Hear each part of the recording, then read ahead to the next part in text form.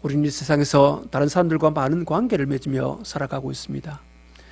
사람과의 관계를 크게 두 가지로 본다면 하나는 자기 자신을 존재하게 해주는 관계입니다. 그리고 또 다른 하나는 친분을 위한 관계나 혹은 성공을 위한 관계라고 볼 수가 있습니다. 그 중에서 우리가 존재하는 데 가장 기본적인 관계는 역시 가족 관계라고 그렇게 말할 수가 있을 것입니다. 그러나 오늘날 사람들이 가장 소홀하게 생각하는 것이 뭡니까? 어떤 관계가 그렇습니까? 바로 가족 관계라고 볼 수가 있습니다. 이 가족 관계를 너무 소홀히 하고 사는 그런 경우가 허다하게 있다는 말씀이죠. 다시 말하면 사람들은요, 성공을 위한 관계나 사회생활을 위한 관계는 아주 신경을 많이 쓰고 있습니다. 그리고 더 발전시키려고 애를 쓰지요. 하지만 그것 때문에 가족관계를 소홀히 하는 그런 경향이 적지 않게 있다는 말씀인 것입니다. 사람이 사회생활을 하면서 동업자나 혹은 거래관계에 있는 사람들과의 관계는 중요하게 생각합니다. 그렇지만 자기 아내나 자기 남편에 대해서는 소홀히 할 때가 참 많이 있습니다. 그러다가 부부가 이혼을 하거나 혹은 자식이 가출하면요, 엄청난 충격을 받게 되지요. 우리에게 가장 중요한 사람은요, 가장 사랑하는 사람이지 않습니까? 그런데 우리는 가장 사랑하기 때문에 이해해 주겠지라고 생각해서 가장 소홀히 할 때가 적지 않게 있습니다. 그러기에 우리는 때때로 가장 사랑하는 사람과 그동안 가슴 속에 쌓였던 불만이나 오심을 다 털어내어서 이야기로 나눌 그런 시간이 필요하다는 것입니다. 그렇지 않으면 우리는 아내나 남편이나 아이가 나를 이해해 주겠지라고 생각하면서 점점 더 멀어질 수밖에 없는 그런 관계에 놓이게 된다는 것입니다. 만약 집안 어린이나 사춘기의 자녀가 엄마에게 말도 하지 않고 화만 내고 그렇게 다닌다고 한번 해보십시다. 여러분, 이 관계가 어떻습니까? 그럴 때는요, 불필요한 시간에 적당한 장소를 택해서 그 아이를 붙들고 이야기를 해야 됩니다. 얘야, 좀 말이다. 내 행동이 엄마가 보기에는 좀 이상하게 느껴지는구나. 혹시 엄마가 너에게 실수한 것이라도 있니? 네가 말도 하지도 않고 화만 내면서 네 방으로 들어가는 모습을 보니 엄마 마음이 참 많이 아프단다. 엄마가 어떻게 해주면 좋을까? 여러분, 지금 제가 한 예를 들어서 말하고 있는데 이 메시지의 중심이 뭡니까? 아이 메시지입니다. 내 마음이 이렇다는 겁니다. 내 감정이 이렇다는 겁니다. 근데 너는 이렇고 너는 왜 이러니? 이런 식으로 따지면요, 상대방이 괜히 화를 냅니다. 이 메시지는 상대방의 화를 불러오거든요. 그래서 말이 참 중요하다는 것입니다. 다시 한번 해볼까요? 얘야, 요즘 내 행동이 엄마 보기에는 좀 이상하게 느껴지는구나. 혹시 엄마가 너에게 실수한 것이라도 있니? 네가 말도 하지도 않고 화만 내면서 내 방으로 들어가는 모습을 보니까 엄마 마음이 많이 아프단다. 엄마가 어떻게 해주면 좋을까? 이런 이야기 말입니다. 그때 부모는 그 이야기를 들어주면서 수용하고 공감만 해주더라도 얼마든지 가까운 사이가 될 수가 있다는 말씀인 것입니다. 특히 부부 사이에 있어서 대화가 없어지고요, 남편이 직장일로 자꾸 밤늦게 들어올 때에 어느 날 붙들고 이야기를 해야 됩니다. 이럴 때는 항상 아이 메시지가 중요하다는 것이죠. 그렇게 물어보면요, 아, 그래요 여보, 당신 때문에가 아니라 직장일, 일이 스트레스가 너무 많아가지고 일을 많이 받아가지고 차마 말을 할 수가 없었다고, 이런 이야기, 그게 맞는 답을 가지고 아마 말을 하게 될 것입니다. 그러면 아내는 남편을 충분히 이해하게 되고 부부관계가 다시 좋아질 것입니다. 사랑하는 사람을 잃는 것은요, 사실 너무나도 큰 소진실이지 않습니까? 그뿐 아니고 자기 자신의 존재를 무너뜨리게 되는 이유가 바로 여기서 출발한다는 것을 여러분 알아야 한다는 것이죠. 그래서 우리는 사랑하는 사람과 더 멀어지기 전에 대화로 풀어서 그 관계를 회복할 필요가 있어야 된다는 것입니다. 이스라엘 백성에게 가장 중요한 관계는 누구와의 관계였겠습니까? 당연히 하나님과의 관계였죠. 그죠? 하나님과의 관계였습니다. 이스라엘 백성이 지금까지 존재할 수 있었던 것은 하나님의 지키심과 돌보아 주심이 있었기 때문에 그들은 그 땅에서 존재할 수 있었던 것입니다. 그러나 하나님께서 이스라엘 백성에게 하나님 당신의 권리는 전혀 주장을 하지 않으셨습니다. 그뿐 아니지요. 언제나 이스라엘 백성을 위해서 하나님은 사랑을 베풀어 주셨습니다. 그리고 이스라엘 백성들이 잘못한다 하더라도 기다려 주셨습니다. 얼마나 하나님의 마음은 탔겠습니까? 속이 탔겠느냐는 그 말입니다. 그러나 하나님은 계속 기다리시고 선자를 보내시고 선자를 통해서 하나님의 말씀을 대변하도록 그렇게 하시지 않습니까?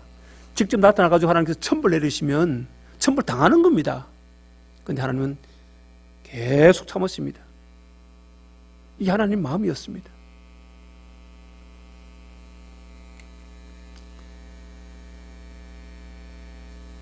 그렇기 때문에 이스라엘 백성들은요, 점점 하나님이 그런 마음에 반해서 우리가 이래도 하나님 그러시네, 저래도 그러시네, 이러면서 그 하나님을 중요하지 않은 분으로 생각을 하게 되었다는 말씀인 것입니다.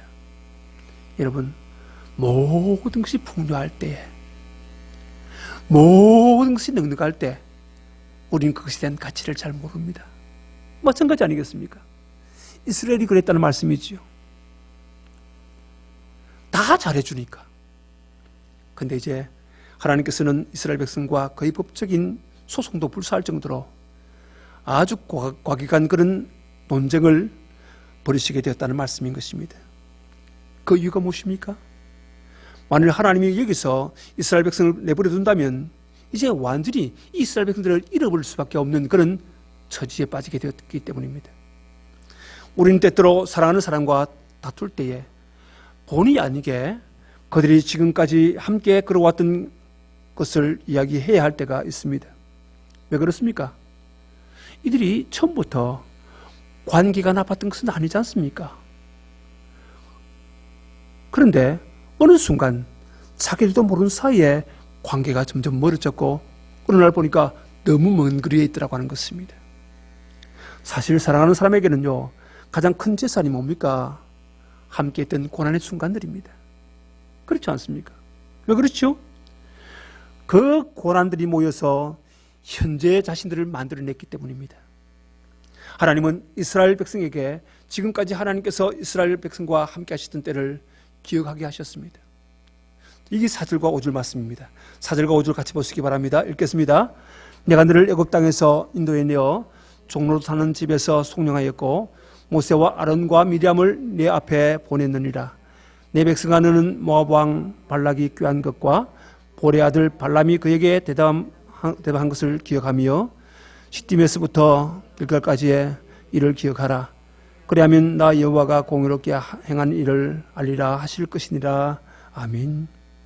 여러분, 지금 이스라엘 백성이요, 하나님으로부터 멀어집니다. 그리고 하나님의 축복을 잃어버렸습니다. 그런데 그 이유가 어디 있느냐는 그 말입니다. 성경은 그 이유가 어디 있다고 말씀하고 있습니까?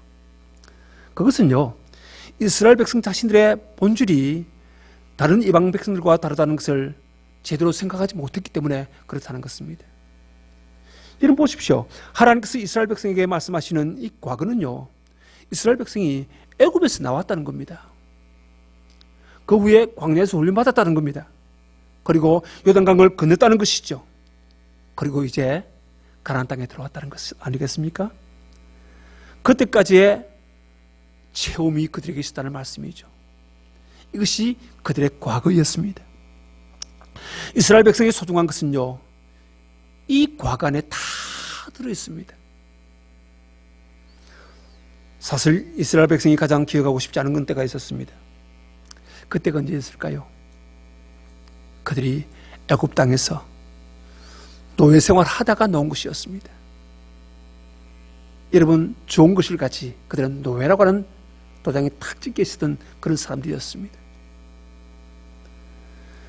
또요, 이들에게 그런 기억이 무엇입니까? 40년 광야, 그 길에서 뱅뱅뱅 돌았다는 이겁니다. 아니 여러분, 애굽 땅에서 가나안 땅에 들어가는 게 얼마나 걸린다 했습니까?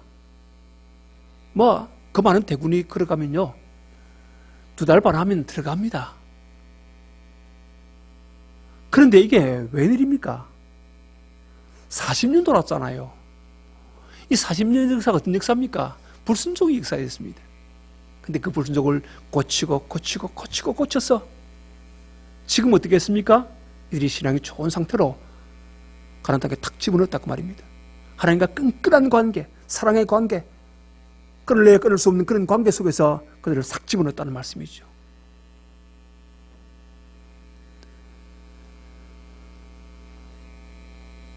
그런 관계가 되기까지 그들은 그런 기간이 필요했다는 것입니다.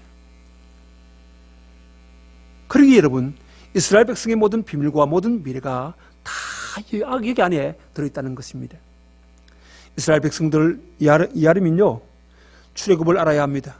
그리고 그들의 광야 40년을 이해를 해야 됩니다. 이스라엘 백성의 나머지 역사는요, 바로 이 출애굽과 광야 40년을 확대한 것에 불과하다는 것입니다. 사람의 인격이 형성되는 데 있어서요, 가장 중요한 시기가 언제인 줄 아십니까? 여러분들 잘 아실 겁니다. 어렸을 때부터 청소년기까지입니다.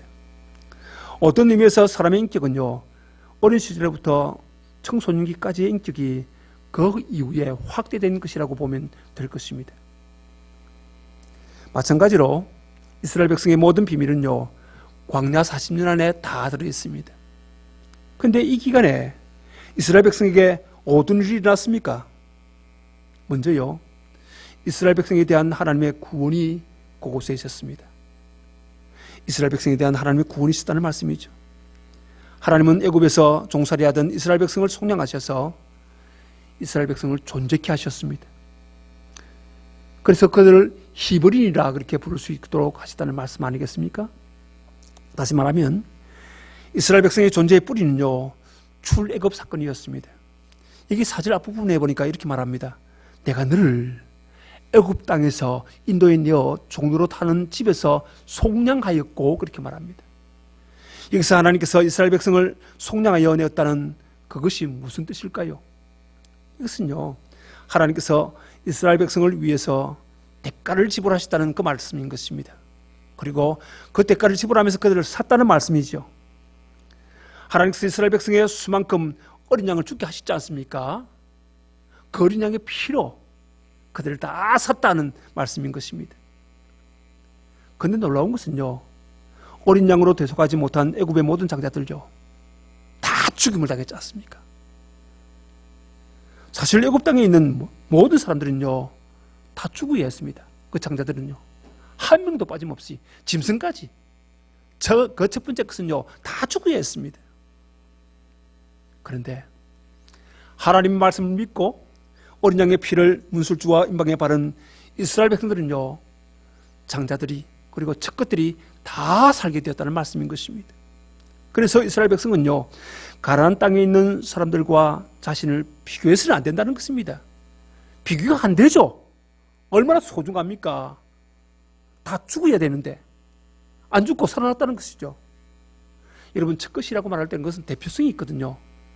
첫것이 살면 모두가 산다는 그런 말입니다. 그런 의미가 있습니다. 그러니까 하나님 첫것을 또 장자를 안 죽이신 것은 이스라엘 전체를, 이스라엘의 소유를 전체를 살리신 것이라는 말씀이죠.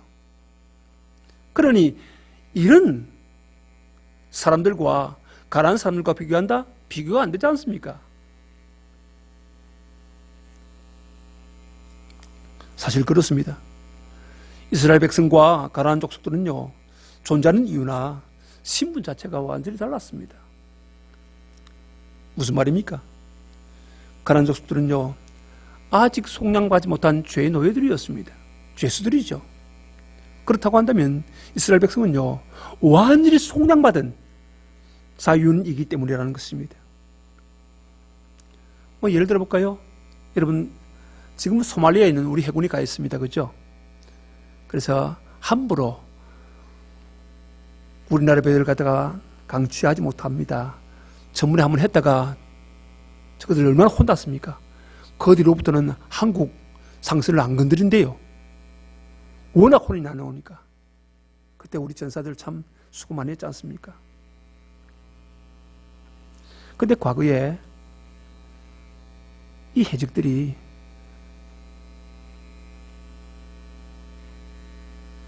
배를 잡아가지고 그들을 그 선원들을 인질로 삼았지 않습니까? 그래서 그들을 도망치지 못하도록 결박해버립니다. 그리고는 누군가가 몸값을 대신 치르기 전에는요, 거기에 붙들려 있어야 됐다는 것입니다. 그래서 몸값을 치르고 자유를 얻은 사람은요, 자기 자신을 노예나 인질로 비교해서는 안 되지요. 때로는 노예들 중에는요, 주인의 신임을 받아서 좋은 옷을 입고 잘 사는 노예가 있을 수 있습니다. 그러나 노예는요, 어디까지 노예지 자유인이 될 수가 없었다는 말씀인 것입니다. 사람이 가지고 있는 이 자유의 가치는요, 노예가 입고 있는 옷이나 차고 있는 금사슬과 같은 그것과는 비교할 수가 없습니다. 그렇지 않습니까? 그래서 이스라엘 백성은 절대로 자신들의 가치를 가난한 사람과 비교해서는 안 되어야 했다는 것입니다. 왜 그렇습니까? 이스라엘 백성은요, 노예라고 있다가 돈을 주고 이미 노예에서 해방된 자유인들입니다. 하지만 가난한 사람들은요, 아직 죄에 속박되어 있는 노예나 인질들이었다는 말씀인 것입니다. 그러니 어떻게 같을 수가 있느냐는 그 말이죠. 격이 다릅니다. 차원이 달라요. 마찬가지입니다. 우리도요, 이 세상에서 자기 욕심대로 성공해서 잘 되는 사람과 우리 자신을 자꾸 비교해서는 안 된다는 말씀이지요. 왜 그렇습니까? 우리는요, 하나님 앞에서 죄에서 속량되어서 자유를 얻은 자들이기 때문입니다. 근데 우리가 얻은 자유가 무엇입니까? 마음대로 죄를 지을 수 있는 그런 자유가 아니지요. 그런 자유가 아니라 마음껏 하나님을 예배하며 그분을 찬양하며 그분과 동행하며 그분 말씀 붙들고 순종하며 사는 삶이라고 하는 것을 우리는 알아야 한다는 것입니다. 여러분, 이스라엘 백성에게는요, 출애굽한 이후에 모세와 아론과 미리암이 있었습니다. 이런 사실은 이스라엘 백성이 하나님 말씀의 능력을 체험할 수 있는 좋은 기회가 되었다는 그런 것 아니겠습니까? 왜냐하면 이들이 하나님 말씀을 가르쳤으니까 말입니다. 이 세상에서 가장 귀하고 복된 것이 하나님의 말씀의 능력을 체험하는 것입니다. 이것은 다시 말해서 하나님의 복이 임하고 있는 것이며 하나님의 특별한 축복이 임재하는 백성들이 되었다는 그 사실을 말해주고 있습니다. 예를 들어서 어느 유명한 브랜드의 지점이 경주에 세워졌다고 한번 해보십시다. 그것은요, 그 회사의 모든 제품을 그곳에다가 다 살 수 있다는 그것을 의미하고 있습니다. 왜냐하면 그 회사의 제품은요, 그 회사의 지점에만 독점적으로 공급되기 때문이지요. 마찬가지로 우리에게 하나님의 말씀의 능력이 나타나고 있다는 것은요, 우리 자신들이, 여러분 한 사람 한 사람들이 천국 지부라는 겁니다. 여러분 목장이, 연합 교회가 천국의 지부라는 것입니다. 또 다른 하나님 나라, 그죠? 그러나 아직 불완전하지만은 그럼에도 불구하고 주님의 통치가 있는 하나님 나라는 것입니다. 그렇지 않습니까? 그것이 이미 이루어졌습니다. 그러나 물론 영원한 그 나라가 아직 있습니다. 그러니까 이미와 아직 그 사이에 우리는 존재하면서 그것을 누리고 산다는 말씀인 것이죠. 이게 무슨 말입니까? 이 말은요, 세상의 많은 사람들이 우리를 통해서 하나님의 모든 복을 가질 수 있다는 그런 뜻인 것입니다. 이 사람들이 제대로 모르기 때문에 자꾸 예수 믿는 사람들에 대해서 이상한 소리를 하고 있는데, 예수 믿는 사람은 없으면요, 저들은 당장 하나님의 심판 아래 구해버립니다. 끝내버립니다. 끝장나버립니다. 그걸 하지를 못하는 것 같아요. 제대로 알면 함부로 말을 안 할 텐데, 저들이 왜 저렇게 함부로 말을 합니까? 아직 그런 우리 때문에 산다는 것을 모르기 때문에 자꾸 저런다는 말씀인 것입니다. 그래, 여러분들 이 세상 살아가면서 저 사람과 자꾸 비교해가지고 그렇게 이야기하지 마라 그 말입니다. 격이 다르다니까요. 물론 그들이 회개하고 돌이켜서 교회 안에 들어와서 교회가 되어지면 문제는 달라지겠죠. 그러나 들어오기 전까지는 격이 다르다는 것입니다. 차원이 달라요. 그런데 이런 차원을 가지고 자꾸 저 사람들과 비교하고 말이죠, 그것이 가지고 또 자꾸 열정만에 빠지고 이러면 어떡합니까? 어떡합니까? 안 되지 않습니까?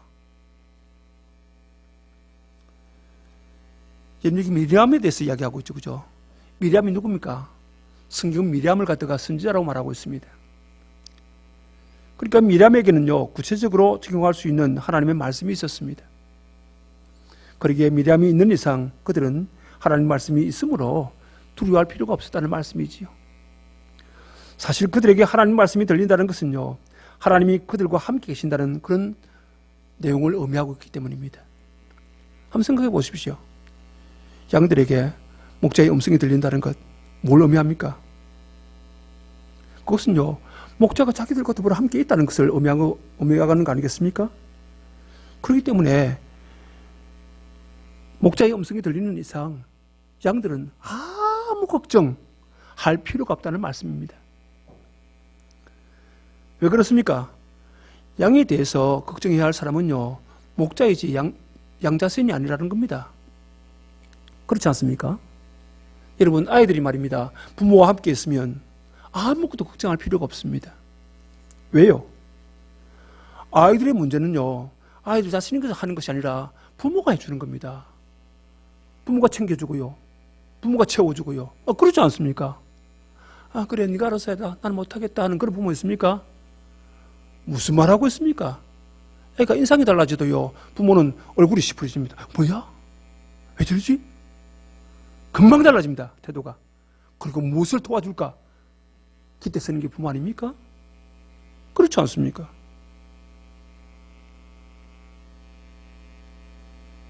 여러분, 이 말씀이 우리에게 적용되는 것은요, 하나님 말씀이 있다는 이 증거가 바로 하나님이 우리와 더불어 함께 계신다는 것입니다. 이 말씀을 듣고 있는 여러분들은 이 말씀을 통해서 하나님이 여러분과 함께 있다는 그 증거를 말해주고 있다는 것입니다. 항상 말씀을 준비하고 말씀 전할 때에 하나님께서 나와 함께 계시는 이 증거를 저는 확인을 하고 있습니다. 다시 말하면 하나님 말씀이 바로 해석되면서 생생하게 살아서 적용될 때 이것은 바로 하나님, 그분이 바로 저와 함께 계신다는 것을 저는 확신합니다.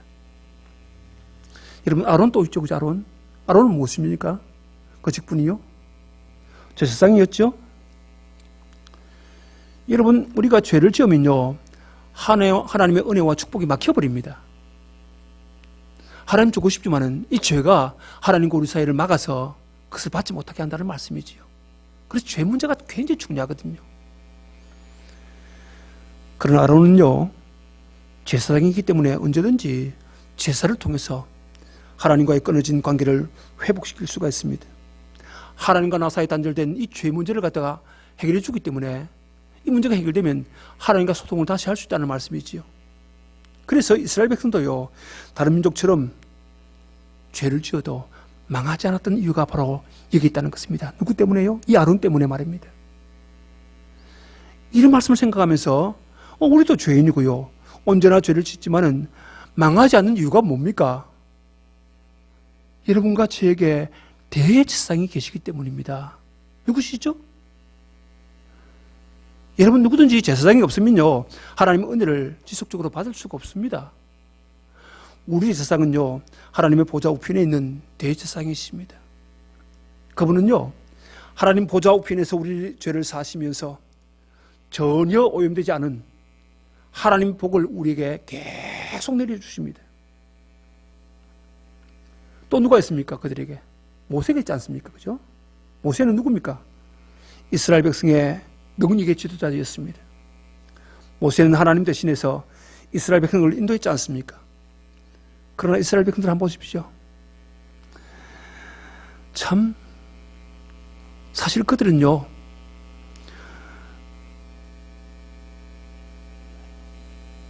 자신들을 노예로 삼고 학대했던 바로가 있었지 않습니까? 또 이스라엘 백성들 앞에 뭐가 있었습니까? 홍해가 있었지 않습니까? 또 무시무시한 광야가 있었습니다. 이런 광야 가보니까요, 정말 삭막하더라고요. 그런 곳에서 40년 동안 다녔다. 이게 인생 지 힘으로는 갈 수 없는 그런 곳이었습니다. 그런 광야가 있었지 않습니까?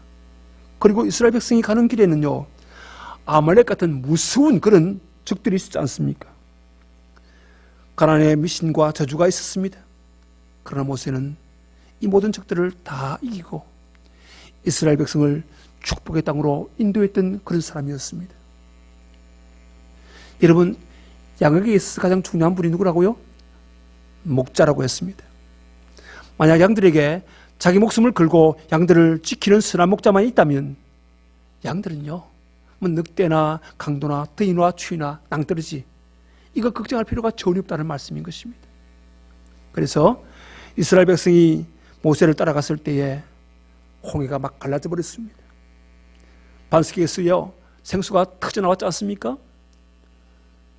여러분, 이 사람들 한번 보십시오. 40년 동안 돈 몇 푼 들이고 가나안 땅에 들어갔습니까? 계산해 보시죠. 그런데 돈 한 푼도 안 들이고 가나안 땅에 들어갔던 분이 이스라엘 그분들이었습니다. 그렇지 않습니까? 그리고 하나님은요, 이스라엘 백성에게요, 그들이 파지 않은 그런 우물을 주셨습니다. 그들이 세우지 않은 성을 주셨습니다. 그들이 심지 않은 그런 과수원을 그들에게 맡기셨습니다. 그들이 짓지 않은 그런 집을 그들에게 주시다는 말씀인 것입니다. 이런 보십시오. 다 누구에게서 온 겁니까? 영원한 목자장 되신 그분에게서 다 왔다는 말씀인 것입니다.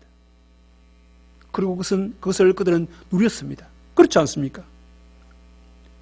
그런데요, 이런 이스라엘 백성들이 가는 곳에는 언제나 말씀이 있었습니다. 은혜가 있었습니다. 그리고 기적이 있었습니다. 다른 사람들 눈에는요, 그들이 방황하는 것 같이 보였을지도 모르겠습니다. 하지만 이스라엘 백성은요, 정확하게 바른 길을 가고 있었습니다. 그리고 이스라엘 백성에게는요, 그들이 알지 못하는 가운데 모압 왕 발락의 계교가 있었습니다. 얼마나 악한 계교입니까, 그죠? 이 모압 왕 한번 보십시오. 발람이라고 하는 선자를 미수해서 이스라엘을 저주하려고 했던 것 여러분 잘 아실 것입니다. 근데 이 사람들이 저주받았습니까? 이스라엘이 저주받았습니까? 안 받았습니다. 전혀. 하나님의 오히려 복만 받고 살았습니다. 하나님 은혜 가운데 그것을 누렸습니다. 그죠? 여러분, 오늘 우리도 마찬가지입니다. 저주 안 받습니다. 누가 우리를 저주해요? 저주할지라도 주님께서 그거 아니하고 잘라버렸습니다. 전혀 문제가 안 됩니다.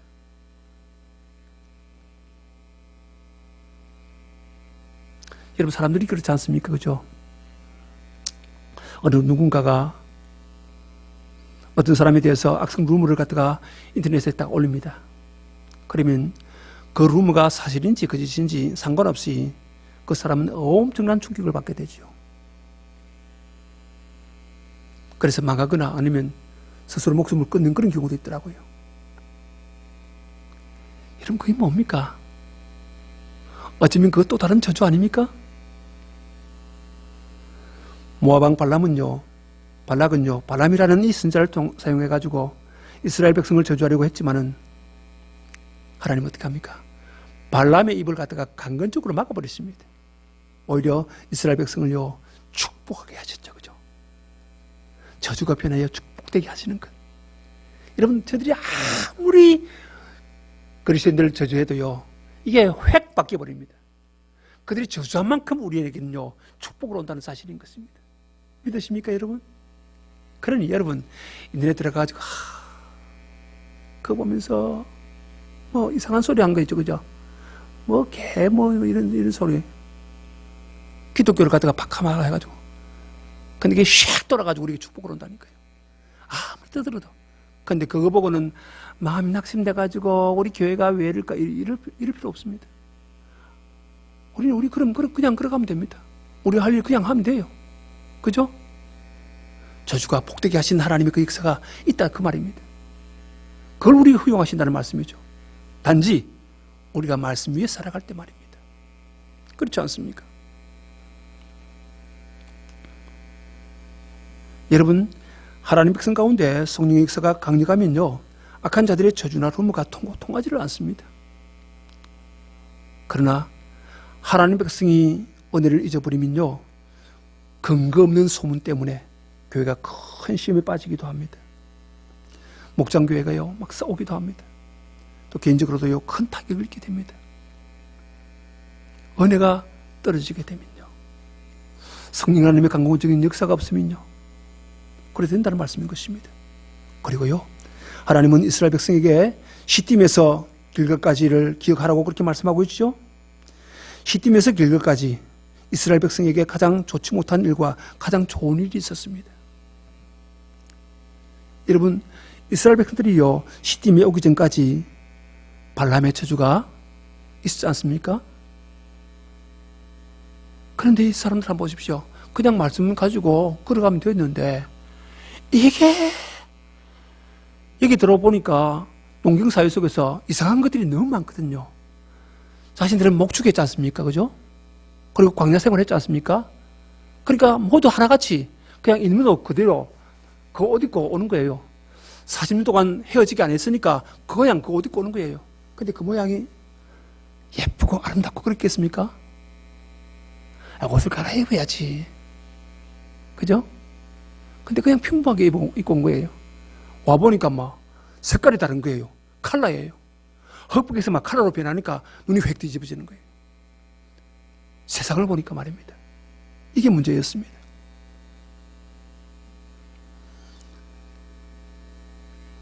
그래가지고 모압 여인들의 유혹을 받아가지고 성적으로 크게 타락하게 되죠.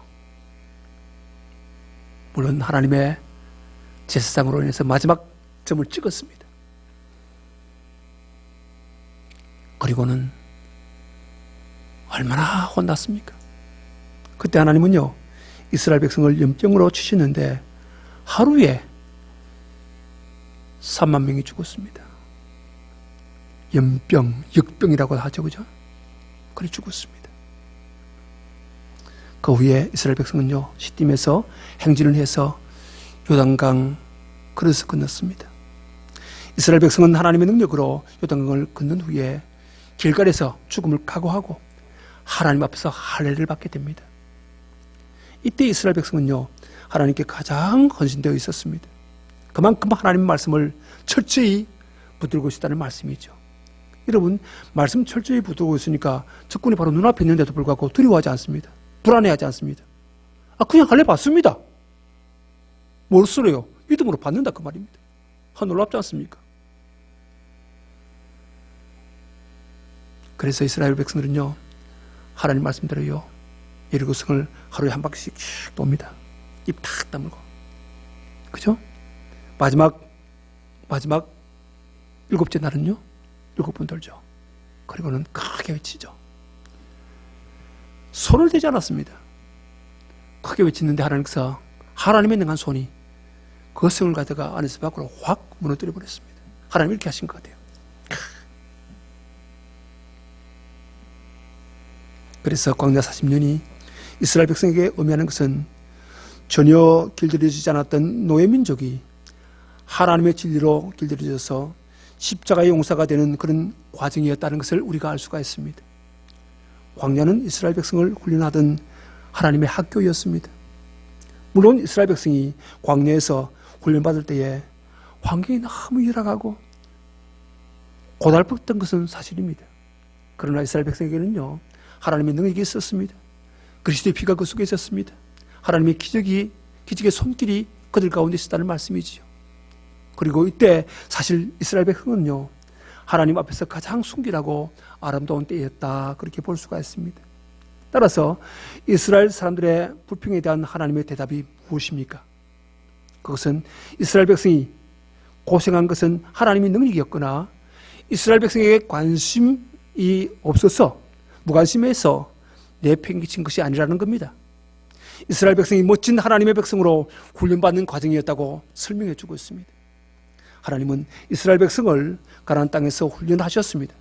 그러나 이스라엘 백성은 오직 가나안 족속들을 손으로 가르치면서 우리도 저렇게 살고 싶다고, 응? 우리도 그렇게 살게 해달라고 막대를 쓴 것입니다. 그것이 이스라엘 백성 마음대로 되지 않으니까 말입니다. 이스라엘 백성은요, 집단적으로 하나님을 버리고 우상에게로 막 가버렸습니다. 이게 문제였습니다. 그러니까 여러분, 군인으로 치면 뭡니까? 영내를 탈령해가지고 적군에게 넘어갔다는 말씀이죠. 이게 말이나 됩니까, 이게? 예? 탈령해가지고 적군으로 넘어갔다는 겁니다. 그래서 하나님께서 이스라엘 백성들에게 많은 어려움을 주신 이유가 여기에 있었다는 것입니다. 그것은 하나님이 그들을 사랑하시지 않았기 때문이가 아닙니다. 하나님께서 이스라엘 백성에게 여러 도움을 주신 것, 그리고 그 도움을 주시기 전에 어려움 주신 것은요, 그들로 하여금 거룩하도록 훈련시키신 하나의 과정이었다는 말씀이지요. 여러분, 이거 우리도 마찬가지입니다. 우리도요, 풍족한 가운데 있으면요, 참 좋겠다 생각되지요. 여러분, 늘 풍족하면요, 하나님 떠나보냅니다. 이게 인간이에요. 뭐 이스라엘 백성들이 뭐 우리보다 못해서 그들이 떠났습니까? 아니요. 그렇지 않습니다. 그들이 떠났다는 것은 모든 인간들은 이렇게 풍요로우면 다 떠날 수 있다는 것이죠. 여러분, 구라프 한번 보십시오. 미국 마찬가지입니다. 그래도 미국은 복음주의 교회들이 있기 때문에 다행이지, 이스라엘은 다, 유럽은 다 망가져 버렸습니다. 교회가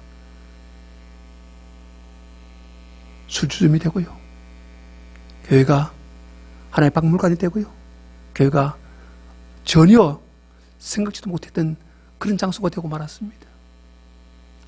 하나님 없는 것들 한번 보십시오. 아마 우리가 생각해보면 우한폐렴이 이 지구촌을 훈련시키기 위한 하나님의 방법이 아닌가 그렇게 믿어집니다. 왜냐하면 인간들은요, 고통이 찾아오고 어려움이 찾아올 때에 우리를 지으신 하나님께로 마음을 돌이키기 때문입니다. 그렇다고 한다면 여러분, 오늘 우리의 삶이 어때야 합니까? 이 말씀 속에서 발견할 수 있지 않습니까? 혹시 여러분, 내게 어려움이 올 때 한번 생각해 보십시오. 하나님에 대해서 내 삶이 어땠는가 다시 돌이켜 보시기 바랍니다. 그리고 말씀 속에서 그 해답을 찾아야 할 것입니다. 들려주는 말씀을 통해서 다시 한번 그 해답을 붙잡아야 할 것입니다. 그렇게 할 때에 목자장 되신 그분이 우리를 연단시키시고 성숙시키셔서 우리를 하여금 당신의 평안으로 인도하실 것입니다. 이 놀라운 주님을 우리의 삶 속에 모시고 살아갈 수 있는 복된 예인의 가족들이 되시기를 바랍니다. 기도하겠습니다. 고마우신 주님, 참 감사합니다. 우리 마음속에 소원하는 것이 있습니다. 오늘 우리 마음에 다시 하나님께서 가장 중요한 분이 되도록 하셨으면 참 좋겠다는 소원이 우리 마음속에 있습니다.